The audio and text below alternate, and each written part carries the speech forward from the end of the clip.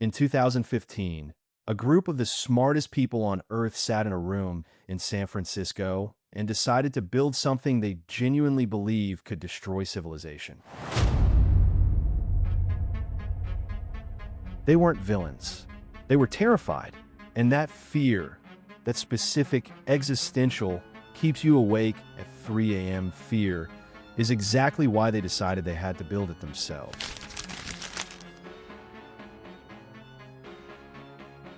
The company at the center of the AI revolution.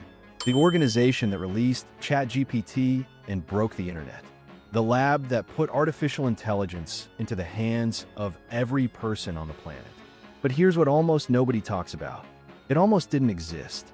And the man who made it the most powerful AI company in the world, Sam Altman, wasn't even one of its founders. He was brought in to run an organization that had no product, no revenue, a confused identity, and a mission statement that sounded more like a warning label than a business plan. So how do we get here? How does a guy who got rejected from his own startup twice end up steering the most consequential technology company in human history? That's what we're getting into today. Sam Altman grew up in St. Louis, Missouri, not exactly the tech capital of the world. But from an early age, he had two things that would define his career: an obsession with computers and an almost uncomfortable comfort with big, scary ideas. He got his first Mac at 8 years old. By the time he was in high school, he was already thinking about technology not as a hobby, but as infrastructure, the thing the future would be built on. He enrolled at Stanford to study computer science. But Stanford, for a certain kind of person, isn't really about the degree. It's about the network, the permission, the sense that you are allowed to attempt something insane. Sam dropped out after 2 years. In 2005, at just 19 years old, he co-founded a company called Loopt, a location-sharing app. Think Snapchat's SnapMap, but years before smartphones had made that concept intuitive. It's amazing how often you're at a restaurant a couple of blocks away from a friend, or stuck in an airport with an old classmate and don't know about it. We'll show you that. Loopt got into Y Combinator, the legendary Silicon Valley accelerator, as part of its very first batch. That's a detail worth sitting with. The first batch, Sam Altman was present at the absolute ground floor of the modern startup ecosystem. The app launched. People used it. It raised money, but it never quite caught fire the way its founders hoped. Location sharing, it turned out, was an idea slightly ahead of its time, a problem that required the mass adoption of GPS-enabled smartphones before it could become truly useful. In 2012, Loopt was acquired by Green Dot Corporation for $43.4 million. A solid outcome, not a moonshot. Sam walked away with money in his pocket, a reputation as a serious operator, and a very important question burning in his mind.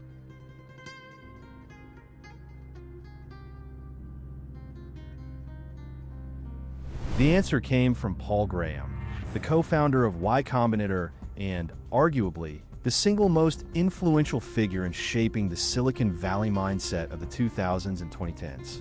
Graham saw something in Sam Altman that Sam might not have fully seen in himself yet: a rare ability to pattern match across domains.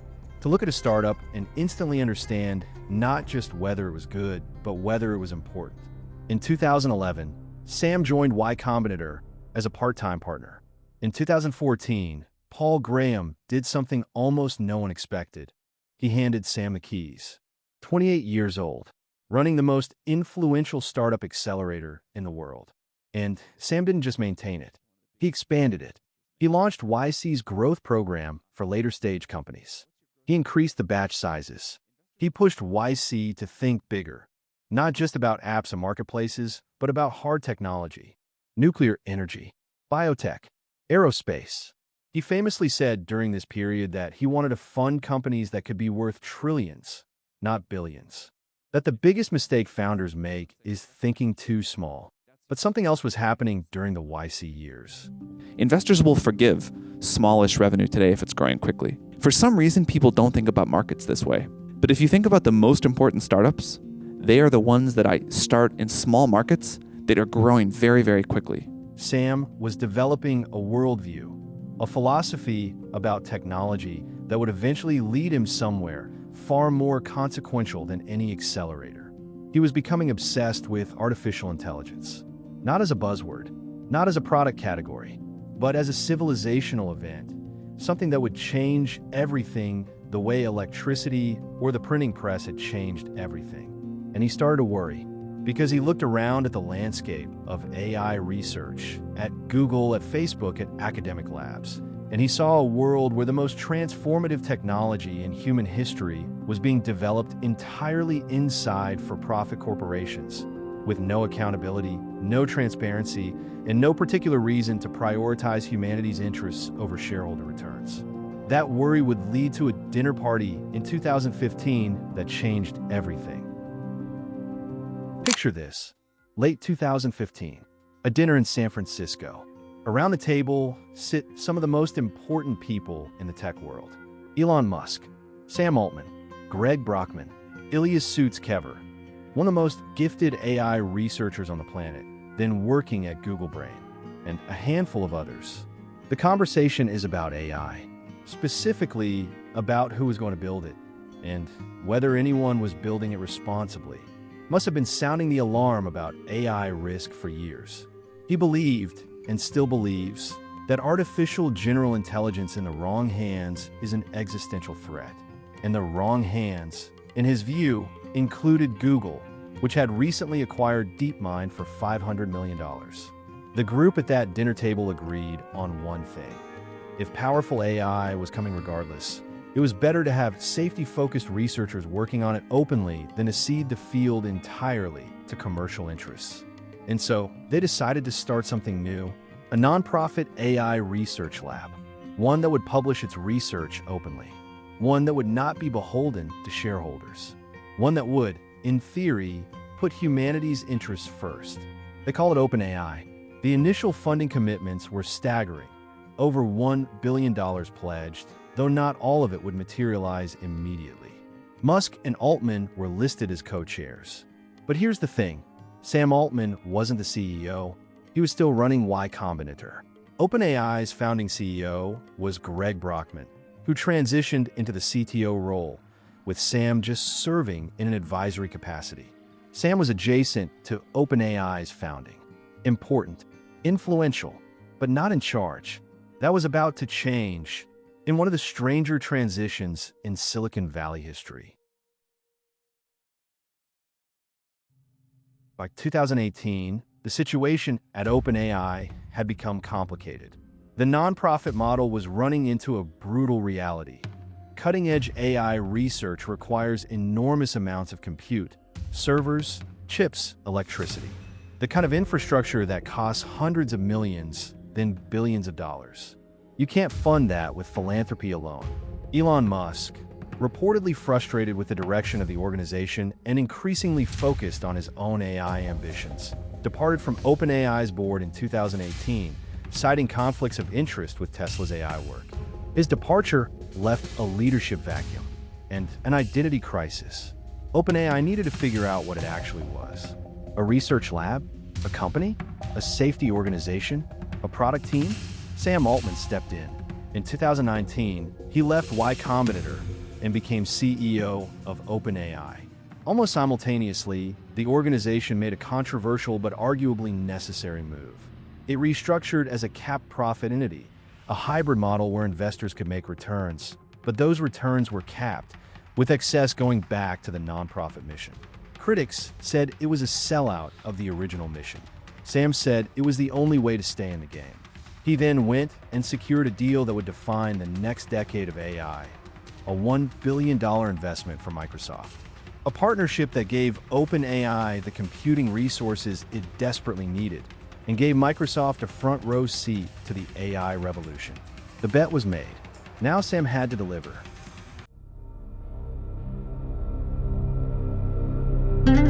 Between 2019 and 2022, OpenAI released a series of products that quietly, and then very loudly, reshaped the AI landscape. GPT-2 in 2019 was so powerful that OpenAI initially refused to release it in full, worried about misuse. The AI community mocked them for the caution. It now looks prescient. GPT-3 3 in 2020 was a genuine leap. A language model so capable that developers began building entire companies on top of it overnight. For the first time, it felt like language itself had become a programmable medium. DALL-E showed the world that AI could create images from text descriptions. Codex could write software. Whisper could transcribe speech. One by one, OpenAI was demonstrating that the walls between human creative output and machine output were thinner than anyone had imagined. But none of that prepared anyone for November 30th, 2022. ChatGPT. Sam Altman has described its release as almost accidental, a low-key product launch that was meant to be a research preview, just a way to get user feedback on the underlying model. What happened instead was one of the most viral product launches in the history of the internet. 1 million users in 5 days, 100 million users in 2 months, the fastest consumer product growth ever recorded at that point. People were using it to write code, to draft emails, to tutor their kids, to process grief, to argue philosophy, to cheat on essays, to do their jobs, to reinvent their jobs. The conversation about AI shifted overnight, from something happening in research papers and developer forums to something that every journalist, politician, student, and grandmother was suddenly talking about. And Sam Altman was at the center of it all, testifying before Congress, on the cover of magazines, the face of artificial intelligence. But the story had one more extraordinary twist still to come. GPT Enterprise, you can make GPTs just for your company. And later this month, we're going to launch the GPT store. So those are GPTs, and we can't wait to see what you'll build. In November 2023, almost exactly 1 year after ChatGPT launched, something happened that you genuinely could not have scripted. Sam Altman was fired. On a Friday afternoon, the OpenAI board, in a move that blindsided almost everyone, including major investors and the company's own leadership, announced that Sam was out. The stated reason was vague. He had not been consistently candid with the board. What followed was one of the most chaotic 96 hours in tech industry history. Microsoft, which had invested billions into OpenAI, expressed shock and immediately moved to hire Sam for a new AI division. OpenAI employees, hundreds of them, signed an open letter threatening to quit and follow Sam to Microsoft if he wasn't reinstated. The board's attempt to install a new interim CEO collapsed, then collapsed again. Sam did interviews from a conference he'd been attending, wearing a guest badge because his employee access had been revoked, projecting an almost eerie calm. And then, 5 days later, he was back. Yet another twist in the Sam Altman saga at OpenAI, just days after its board fired him, allowing him and some key deputies to be hired by Microsoft. He is back at the top of OpenAI. The company saying in a statement that it had reached an agreement. The board members who had voted to fire him were gone. Sam returned with a new board, a stronger mandate, and a story that had only made him more famous, more discussed, more mythologized. The whole episode raised deep questions about OpenAI's governance, about the tension between its nonprofit roots and its commercial ambitions, about the nature of safety versus speed in AI development. Those questions haven't been fully resolved. They may never be. But what the firing and reinstatement proved, perhaps more than anything else, is how thoroughly Sam Altman had become indispensable to the project he'd been brought in to lead.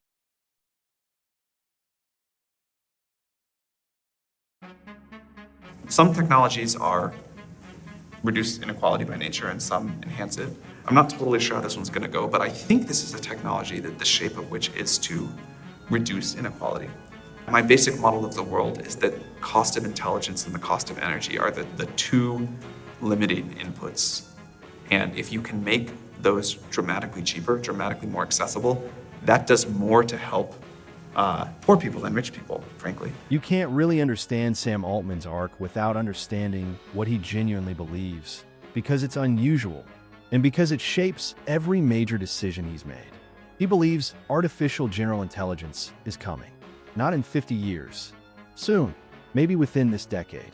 He believes that when it arrives, it will be either the best or the worst thing that has ever happened to humanity, and that which one it becomes depends almost entirely on who builds it and how. He believes that slowing down is not actually safe, that if the United States doesn't lead AI development, authoritarian states will, and that the outcome of that world is far worse than the risks of moving fast. And he believes, controversially, that a company with enormous resources, commercial incentives, and a stated safety mission is more likely to navigate that future well than a pure research lab with no revenue and no power. Are these beliefs correct? Smart people disagree, loudly and in good faith.